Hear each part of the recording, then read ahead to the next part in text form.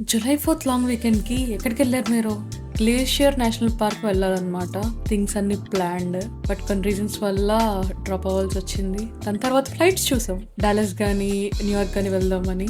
Almost planned. But ఒక friend దాంట్లో not interested అనమాట. అందుకని అది కూడా డ్రాప్ అయింది. మా దగ్గర నుండి డిసెప్షన్ పాస్ 1.5 hour. ఆ రోజు ట్రాఫిక్‌తో ఒక 3 hours పట్టింది. లంచ్ చేయకుండా స్టార్ట్ అయ్యాము. టాకో బెల్‌లో ఆగి సమ్ సాలడ్ బౌల్ తినేసి వెళ్ళామన్నమాట. నేను మాస్టర్స్ చేసింది విస్కాన్సిన్‌లో. అక్కడ ఎక్స్‌ట్రీమ్ వెదర్ కండిషన్స్ వల్ల బీచెస్ ఉన్నప్పటికీ ఎప్పుడూ బీచ్‌లో అడుగుపెట్టలేదు నేను. మా సియాటిల్ వెదర్ సమ్మర్‌లో బావుంటది కాబట్టి నీట్‌గా బీచ్‌లో ఒక 2 hours ఆడుకున్నాను. స్టేట్ పార్క్ మొత్తం కూడా క్యాంపర్స్‌తో నిండిపోయాయి.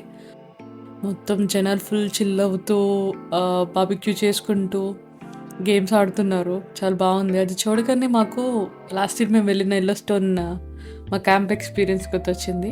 ఈ టెంట్స్, ఈ క్యాంప్స్ మొత్తం కూడా 1 year బ్యాకే ప్లాన్డ్ అంట.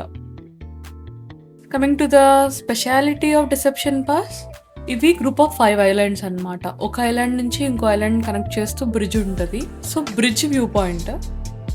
బ్రిడ్జ్ నుండి మాకు వెస్ట్ బీచ్ కనిపించింది. లైక్ పీపుల్ ఆర్ ప్లేయింగ్ అన్నమాట. మేము జస్ట్ 1 day చూసి వచ్చేద్దామని వెళ్ళేసరికి అలా ఒక 5-6 hours ఇంటికి వచ్చేసాం.